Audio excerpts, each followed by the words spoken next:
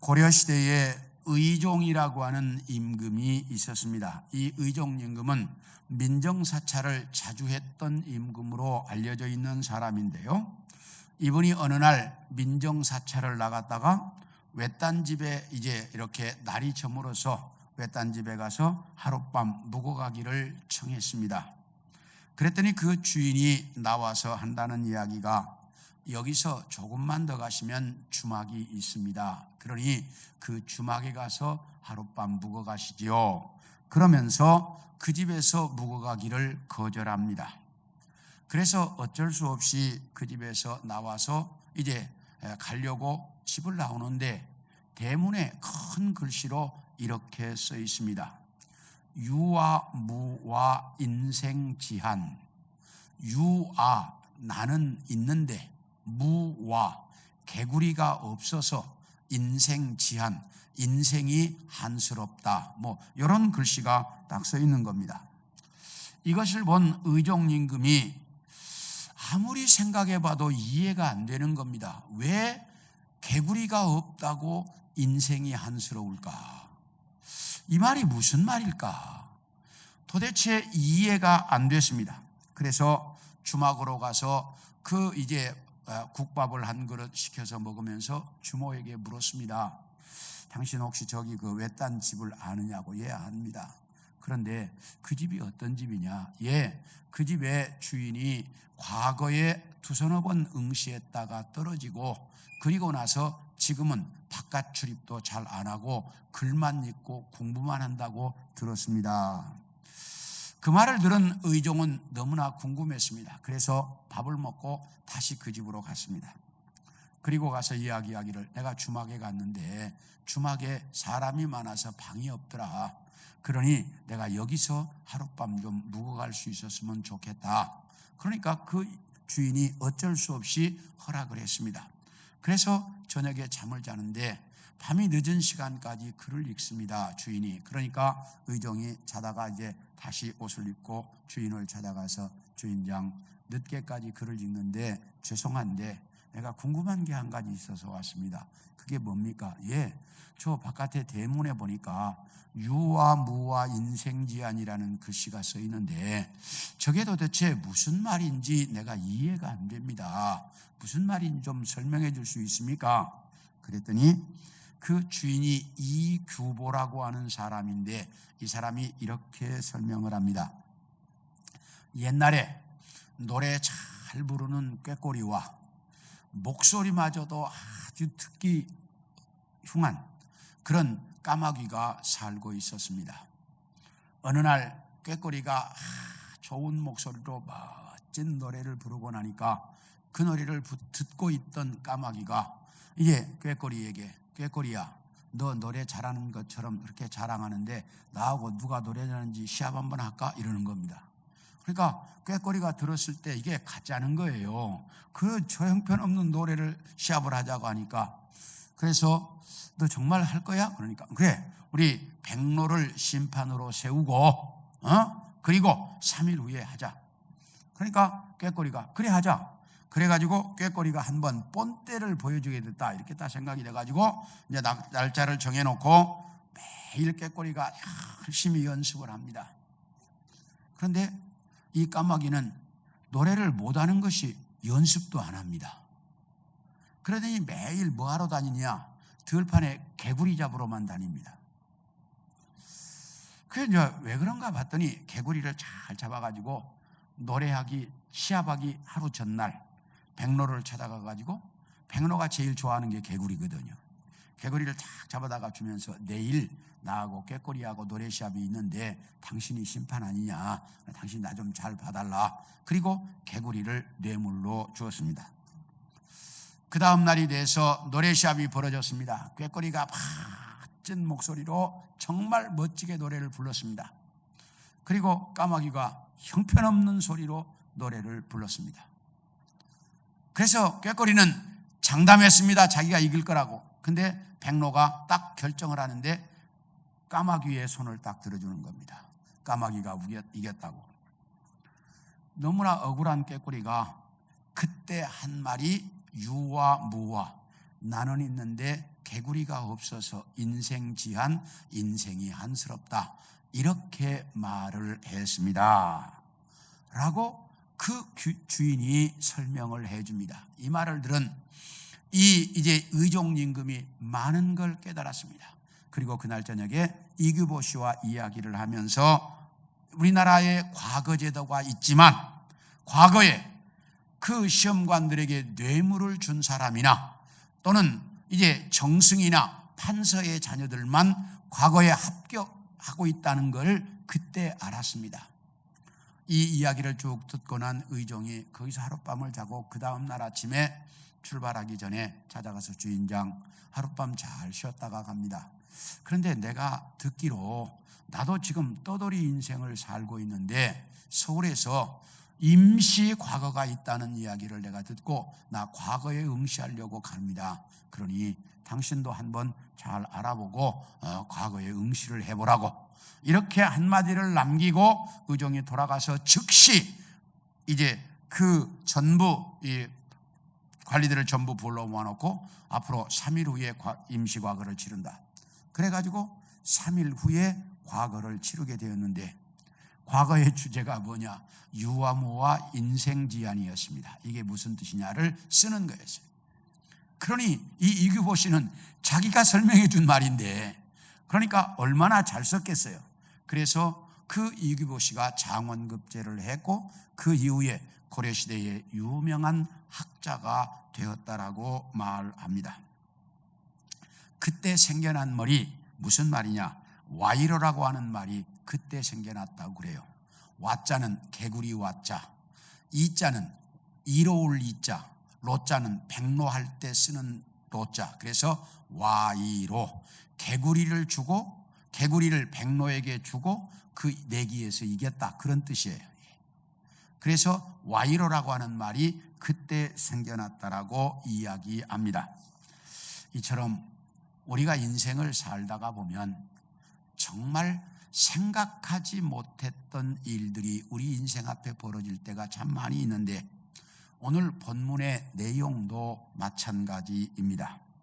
오늘 부활주의를 맞이해서 예수님의 부활을 이해하지 못했던 수많은 사람들이 있었는데 그들에게 어떤 일이 벌어졌는지 오늘은 이것에 대한 말씀을 여러분들과 함께 나누려고 합니다.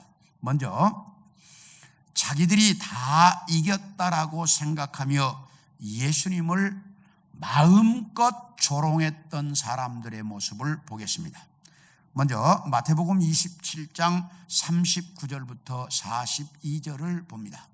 시작. 지나가는 자들은 자기 머리를 흔들며 예수를 모욕하여 이르되 성전을 헐고 사흘에 짓는 자여 네가 만일 하나님의 아들이여든 자기를 구원하고 십자가에서 내려오라 하며 그와 같이 대제사장들도 서기관들과 장로들과 함께 희롱하여 이르되 그가 남은 구원하였으되 자기는 구원할 수 없도다. 그가 이스라엘의 왕이로다. 지금 십자가에서 내려올지어다. 그리하면 우리가 믿겠노라. 이 말은 예수님께서 십자가에 못이 박혀 달려 있습니다. 그때 십자가에 예수님이 못이 박혀 달려 있는 것을 보면서 그 앞을 지나가는 사람들이 이렇게 이야기합니다. 예수여, 당신은 저 큰 성전도 헐면 사흘 만에 다시 짓겠다고 하지 않았느냐? 저 성전도 사흘 만에 다시 짓겠다고 하는 사람이 그 십자가에서 하나 못 내려오냐? 그 십자가에서 내려와 봐라. 그러면 우리가 당신을 믿겠다. 그러니까 대제사장과 장로와 서기관들도 조롱해서 네가 이스라엘의 왕이라고 하지 않았느냐? 왕이라는 자가 어떻게 자기 하나도 구원하지 못하면서 다른 사람들을 구원하겠다고 말하냐? 네 자신부터 구원해봐라. 그러면 우리가 믿겠다. 이러면서 예수님을 마음껏 조롱하고 놀리고 있습니다. 그런데 이런 예수님의 조롱은 예수님께서 겟세마네 동산에서 끌려오시면서부터 시작이 되었습니다. 우리 마태복음 26장 67절 68절을 봅니다. 시작. 이에 예수의 얼굴에 침뱉으며 주먹으로 치고 어떤 사람은 손바닥으로 때리며 이르되 그리스도야 우리에게 선지자 노릇을 하라. 너를 친 자가 누구냐 하더라.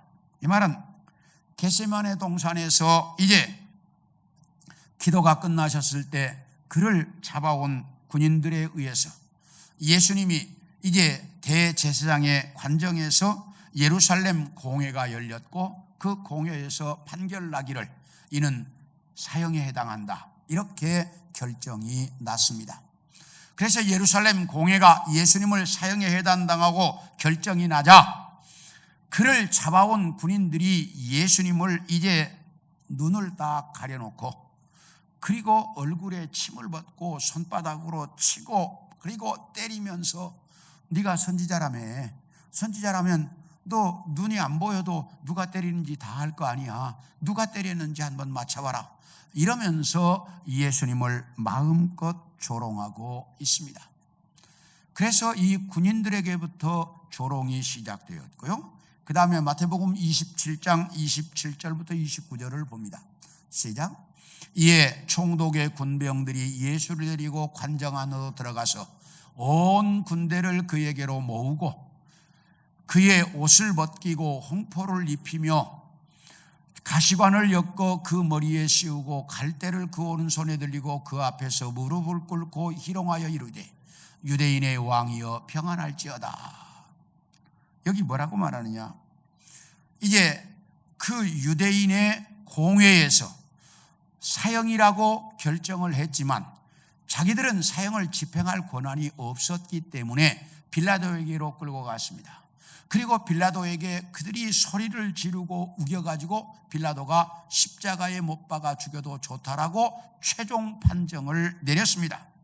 그러자 그 예수님을 이제 군인들이 끌고 들어가서 그의 옷을 벗기고 빨간 옷을 입히고 그 다음에 머리에 가시관을 씌우고 손에 갈대를 쥐어서 그 왕인 것처럼 꾸며놓은 거예요. 왕이 금관을 쓰고 금호를 드는 것을 흉내내서 그렇게 꾸며놓고 그 앞에 무릎을 꿇고 앉아서 손에 들고 있던 갈대를 뺏어가지고 머리에 가시관을 쓰고 이제 그 가시관을 치면서 그리고 이제 또 채찍으로 치면서 얼굴에 침을 뱉으며 네가 유대인의 왕이라면 한번 네가 그걸 보여봐라. 그러면서 그 수많은 조롱을 다 했습니다. 예수님은 이렇게 유대인들과 로마인들 모두에게 이 세상에서 당할 수 있는 모든 조롱을 다 당하셨습니다. 그리고 십자가에 못이 박혀 돌아가셨습니다. 왜 유대인들이 이렇게 예수님을 조롱하고 십자가에 못을 박아 죽였느냐? 십자가에 못이 박혀 죽고 나면 모든 문제가 다 해결된다라고 생각했습니다.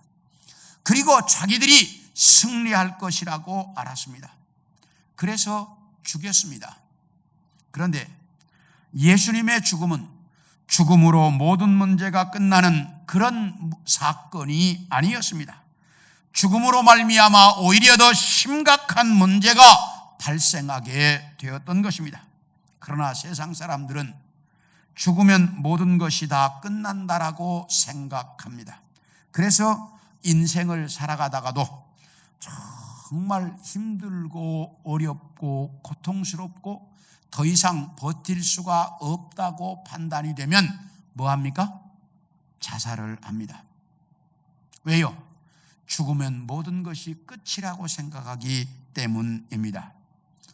구약 성경에 보면 다윗 임금 시대에 압살롬의 반역에 가담을 했던 그 시대 최고의 이제 제갈공명이라고 알려져 있던 아히도벨이 자기의 작전이 압살롬에게 채택되지 못한 것을 알자 고향으로 돌아가서 집안을 다 정리해 놓고 자살해 버리고 말았습니다. 왜요? 이제 이 자살하면 모든 것이 끝이라고 생각했기 때문입니다. 신약 성경에도 보면 자기의 스승이었던 예수님을 팔아넘긴 가룟 유다도 자살을 했습니다. 우리 마태복음 27장 5절을 봅니다. 시작. 유다가 은을 성소에 던져놓고 물러가서 스스로 목매어 죽었다. 여기 보면 가룟 유다도 예수님을 대제사장들과 그 무리들에게 넘겨주고 받았던 은 30을 성전에 집어 던지고 목을 매서 자살했는데, 사도행전에 보면 그 밧줄이 끊어져서 땅에 떨어짐으로 배가 터져서 창자가 밖으로 흘러나와서 죽었다라고 말합니다. 이렇게 인간은 너무나 견디기 힘들고 어렵고 고통스러우면 스스로 목숨을 끊습니다. 그러면 모든 것이 다 끝난다라고 생각을 하고 있기 때문입니다. 유대인들도 마찬가지였습니다. 예수님을 십자가에 못 박아 죽이면 모든 문제가 다 끝나리라고 생각을 했습니다. 그래서 예수님을 십자가에 못 박아 죽였습니다. 로마로부터 이스라엘을 해방시켜 주지도 못하면서 메시아라고 떠들고 있는 사람 예수, 바리새인들과 서기관들을 향해서 회칠한 무덤 같고 외식하는 자들이라고 모든 사람들 앞에서 대놓고 지적하는 사람, 수많은 병자들을 고쳐서 어마어마한 사람들을 몰고 다니기 때문에 자기들보다 훨씬 더 인기가 많기 때문에 쉽게 죽일 수도 없는 사람, 그리고 자기들을 완전히 형식적인 신앙을 가지고 있는 사람이라고 몰아치고 있어서 정말 눈에 가시 같은 존재였는데, 그가 이제 죽었으니 이제는 그런 문제가 다 해결되어서 이제 마음 편하게 되었다라고 생각했습니다. 유대인들이 이렇게 생각할 수밖에 없었던 이유는 예수님의 죽음의 모습을 보면 그렇게 판별할 수 있었을 것 같습니다. 우리 함께 마태복음 27장 44절을 봅니다. 시작. 함께 십자가에 못 박힌 강도들도 이와 같이 욕하더라. 이 말씀은 예수님께서 십자가에 못 박히실 때 양옆에 강도들이 이제 함께 못이 박혀 사형을 당했습니다. 그런데 십자가에 못이 박혀 있으면서 양옆에 있던 강도들이 예수님을 비난하고 욕했습니다. 물론 나중에 한 사람은 돌아왔지만 이렇게 그 강도들에게까지 비난받으면서 주님은 십자가에 죽으셨습니다. 그런가 하면 마태복음 27장 46절을 봅니다. 시작. 제9시쯤에 예수께서 크게 소리질러 이르시되 엘리 엘리 라마 사박다니 하시니 이는 곧 나의 하나님 나의 하나님 어찌하여 나를 버리셨나이까 하는 뜻이라. 예수님께서 십자가에 못이 박혀 계실 때 주님께서 이렇게 기도하셨어요. 엘리 엘리 라마 사박다니 나의 하나님 나의 하나님 어찌하여 나를 버리셨나이까. 다시 말하면 주님은 십자가에 죽으실 때 하나님께도 버림받는 모습으로 죽었습니다. 강도들에게도 비난받고 하나님께도 버림받는 참 처참한 모습으로 주님은 죽으셨습니다. 우리 요한복음 19장 33, 34절을 봅니다. 시작. 예수께 이르러서는 이미 죽으신 것을 보고 다리를 꺾지 아니하고 그중 한 군인이 창으로 옆구리를 찌르니 곧 피와 물이 나오더라. 예수님이 이제 그 십자가에 못 박고 난 이후에 이제 유대인들이 빌라도를 찾아갔습니다. 빌라도요, 오늘 저녁 6시가 넘으면 유월절 안식일입니다. 그러니 그때까지 십자가에 시체를 놓아둘 수 없습니다. 그러니 그 이전에 시체를 좀 치워주십시오. 그 당시에는 만약에 십자가에 달려 돌아가는 사람들이 길게는 일주일씩까지 가는 사람도 있었다고 그래요. 그런데 십자가에 죽은 지 2-3시간밖에 안 됐는데 시체를 치워달라는 거예요. 그런데 그 당시에는 만약에 그렇게 빨리 시체를 치워야 되는데 안 죽으면 다리뼈를 꺾어가지고 죽게 만들었습니다. 그래서 군인들을 보냈습니다. 가서 확인해봐라. 그래서 군인들이 다리뼈를 꺾어서라도 죽이겠다 이렇게 가서 봤는데 예수에게 와서 보니까 이미 죽었어요. 운명이 끝난 거예요. 죽은 거예요. 그러니까 군인들이 아니 이렇게 빨리 죽었을까? 정말 이게 사실일까? 그래가지고 창으로 옆구리를 찍었습니다. 옆구리를 찔렀더니 피가 나왔는데, 피가 나온 건 당연한데 물이 나왔다 이렇게 말을 합니다. 이 물이 나왔다라고 하는 것은 온전하게 죽었다라는 증거입니다. 그래서 이 군인들이 완전히 죽었다라는 것을 확인했습니다. 그래서 아리마대 요셉에게 그 시체를 주어서 장사하게 했습니다. 이렇게 예수님은 정말 비참한 모습으로 확인해서, 창으로 찔러서 확인해서 죽은 모습, 그런 모습으로 십자가에 죽으셨는데, 그때 그 십자가 곁에는 마리아를 중심으로 한 여자들 몇 사람만 서 있었을 뿐이지 아무도 그 주변에 있는 사람들이 없었습니다. 우리 다 같이 마태복음 26장 56절을 봅니다. 시작. 그러나 이렇게 된 것은 다 선지자들의 글을 이루려 함이니라 하시더라. 이에 제자들이 다 예수를 버리고 도망하니라.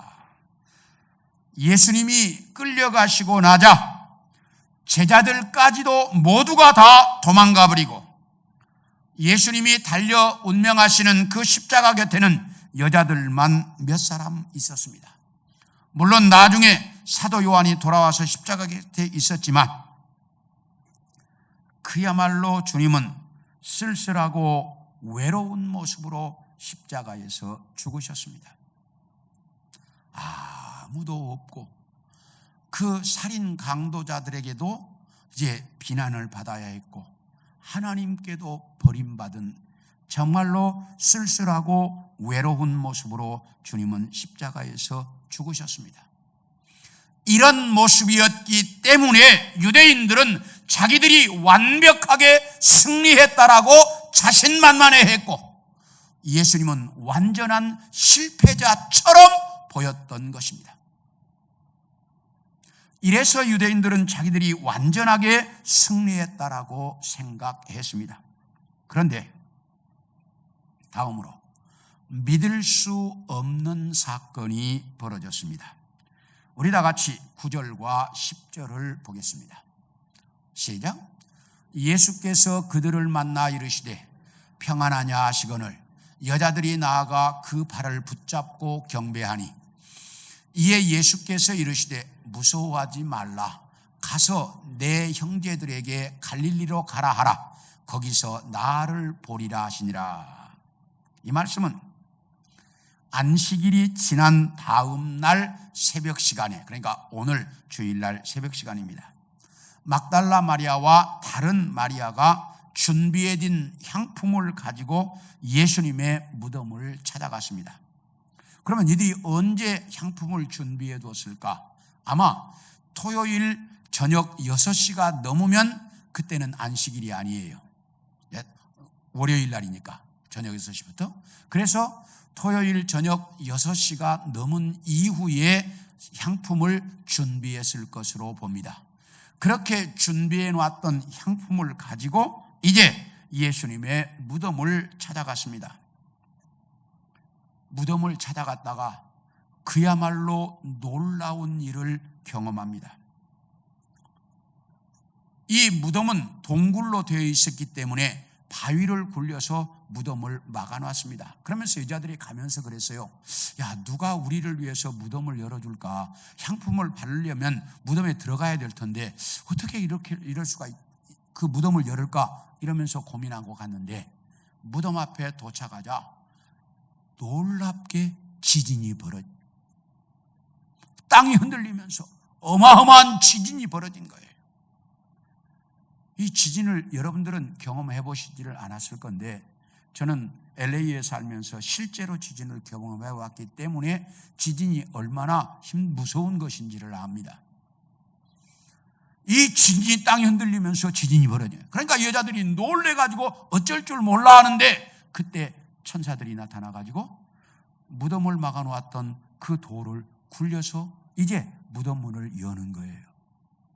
그러니까 이 모습을 보고 있던 그 무덤을 지키던 군인들은 죽은 자처럼 되었다. 오늘 성경은 그렇게 말을 해요. 죽은 자처럼 되었어. 이 모습을 보고 있던 군인들은 죽은 자처럼 되었고 이 여자들도 그 예수님의 몸에 향품을 발라드리려고 갔다가 이 모습을 보고 놀래가지고 어쩔 줄을 몰라 하고 있는데 그때 무덤 문을 연 천사들이 이렇게 말합니다. 여자들아, 너희가 나사렛 예수를 찾아왔다는 것을 내가 안다. 그런데 그분은 여기 계시지 않고 이미 살아나셨다. 너희들은 지금 즉시 제자들에게 가서 그 갈릴리로 가라고 알려라. 갈릴리로 가면 갈릴리에서 예수님을, 부활하신 예수님을 만나게 될 것이라고 일러주어라. 이렇게 이야기합니다.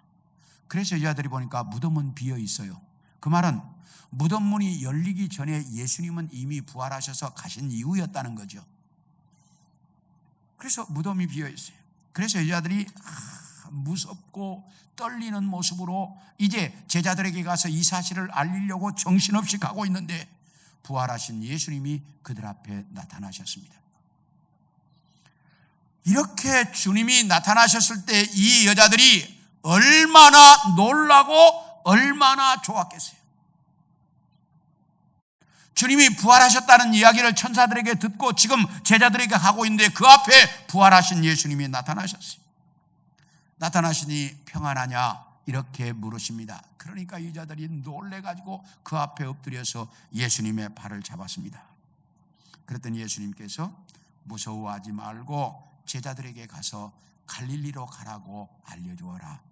이렇게 예수님이 말씀하시고 있습니다. 이 여자들은 이 사실을 보고 얼마나 좋았고 얼마나 놀랬겠습니까? 요한복음에 보면 막달라 마리아가 무덤가에서 울고 있을 때 예수님께서 제일 먼저 보여주셨다고 했는데 막달라 마리아에게 보여주시고 그리고 이 여자들에게 보여주셨습니다. 유대인들은 인간은 한 번 죽으면 모든 것이 끝난다고 알고 있었기 때문에 예수님도 십자가에 죽었으므로 모든 것이 끝났고 자기들이 완벽하게 승리했다고 자신만만해하고 있었습니다. 그런데 그 인간의 모든 생각을 뛰어넘어 누구도 상상하지 못했던 부활이라고 하는 엄청난 사건이 일어난 것입니다. 십자가에 죽었던 예수님께서 3일 만에 다시 살아나셨다라고 하는 사실입니다. 분명히 십자가에서 죽었는지 안 죽었는지 로마의 군인들이 창으로 옆구리를 찔러서 물이 나온 것을 보고 죽었다는 것을 과학적으로 확인했었습니다. 그런데 그분이 3일 만에 다시 살아나셨습니다.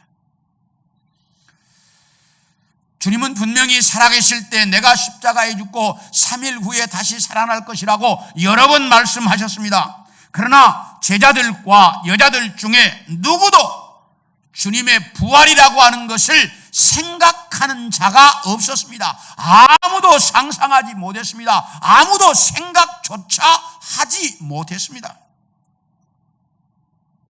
그런데 이 사실이 이루어졌습니다. 그러니까 이걸 제자들은 믿을 수가 없었습니다. 우리 함께 마가복음 16장 11절을 봅니다. 시작. 그들은 예수께서 살아나셨다는 것과 마리아에게 보이셨다는 것을 듣고도 믿지 아니하니라. 제자들에게 여자들이 와서 우리가 부활하신 예수님을 만났다고 이야기를 해도 제자들은 허망한 소리처럼 들렸을 뿐이지 그걸 믿을 수가 없었습니다. 그뿐만이 아닙니다. 우리 누가복음 24장 36, 37절을 봅니다. 시작. 이 말을 할 때 예수께서 친히 그들 가운데 서서 이르시되 너희에게 평강이 있을지어다 하시니 그들이 놀라고 무서워하여 그 보는 것을 영으로 생각하는지라. 부활하신 예수님을 만난 사람들이 제자들에게 가서 우리가 주님의 부활하심을 믿는다, 그리고 부활하신 주님을 봤다, 이렇게 아무리 설명해도 제자들이 아무도 안 믿어요. 그러니까 예수님께서 제자들 앞에 직접 나타나셨습니다. 그러니까 제자들이 예수님의 영이 왔구나 이렇게 생각했습니다. 그러니까 예수님께서 영은 살과 뼈가 없으나 나는 살과 뼈가 있다. 이리 와서 만져봐라. 예수님이 그렇게 말씀하셨고, 감히 그러니까 아마 만지러 나오는 사람이 없었던 것 같아요. 이제 제자들에게 이리 와서 만져봐라. 그런데 뭐 이제 저 같으면 가서 만져봤을 수도 있을 것 같은데 제자들은 만지러 나오는 사람이 없었던 것 같아. 그러니까 예수님이 그러면 여기 뭐 먹을 게 있냐? 먹을 걸 한 주어라. 그러니까 제자들이 생선 한 토막을 가져다 드렸어요. 그러니까 예수님이 직접 잡수시면서 나는 이렇게 음식도 먹을 수 있고 너희들이 만져도 볼 수 있도록 나는 다시 살아났다 라고